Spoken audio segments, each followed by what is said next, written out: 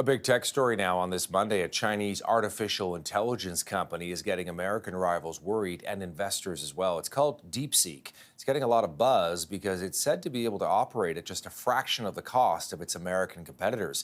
It is also one of the top rated apps in both the United States and the United Kingdom in recent days. It's called DeepSeek. It did suffer some temporary outages this morning after what appears to have been a hack attack. A Chinese startup recently went public with a chat GPT type service to help answer users' questions. The development has sent shockwaves through the tech sector and caused American stocks to drop sharply this morning.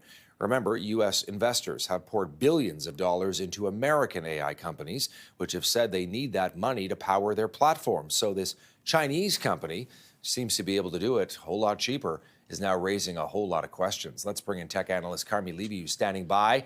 And let me ask you about the technology advancements behind DeepSeek, your initial takeaways here, what we're looking at.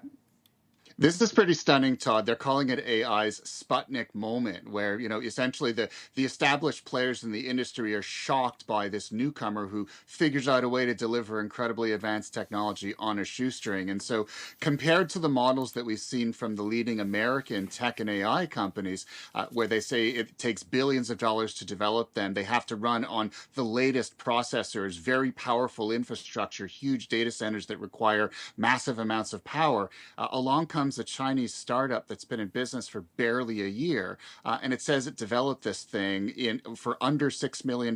And guess what? It runs on very cheap hardware. The chips that run it are a few generations behind, which completely upsets the apple cart. All the assumptions that we've made about how Americans are leading the AI charge have just been blown up by this one single company, this one single product. Yeah, and the fact that it's doing so well now in terms of being one of the #1 downloaded apps in the US and in the UK. Surprised? Not? What does that mean? Not surprising at all. I mean, the technology community will always rally around something that is open source, as this is, that is accessible, that removes barriers to entry, allows anybody to roll up their sleeves and play with it. And so, if you're an American technology company, in many cases, they're holding on to their models. They're not allowing them to sort of go into the community and say, "Here, build something on top of this." Whereas with this particular one, it is open source right from the start. They said, "Take it, do what you wish with it, build anything on top of it." And of course, the technology community will always gravitate toward that like moths to a flame.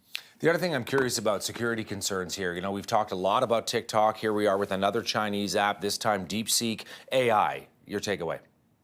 Yeah, I mean, if we thought TikTok was a concern because it's a single app on a few hundred million phones, imagine an AI model, which is potentially significantly more invasive from a data collection perspective. And so the exposure there is much worse than just TikTok. And so if we've been having the conversation around TikTok, we should be having it around this. Yet it seems that most people, particularly in North America, don't really seem to care about the security concerns. They want their tools. They want them better, faster, cheaper. Where they come from doesn't seem to concern them. And the fact that DeepSeek is now at the top of the popularity list makes it very clear performance is their concern, not security, not geopolitical concerns. And if you're one of these AI investors who's poured money into, either, let's say, OpenAI, ChatGPT, some of their competitors as well, now you see this, what's going through your mind today, Carmi?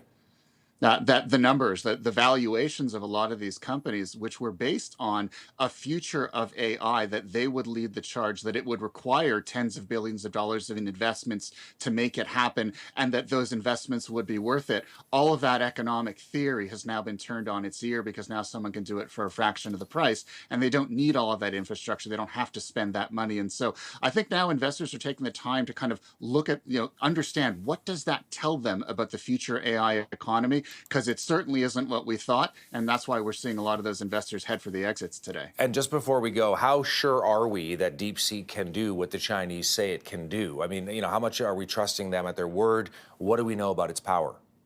There's still a lot of questions that remain unanswered. We know that it's a really powerful consumer-focused model. So for answering run-of-the-mill kinds of prompts that you would encounter in, say, ChatGPT, it seems to be in the same ballpark for a lot less resources, a lot less money. What isn't answered at this point is how well does it handle large-scale industrial applications, the stuff that drives industries, and we haven't seen it perform at that scale yet. And of course, in those areas, American technology still has a lead, but this is still very early early yet. If this is just one product, if there are more like it behind it, American industry in AI now stands on notice.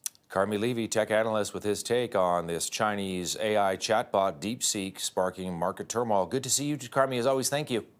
Thanks so much, Todd.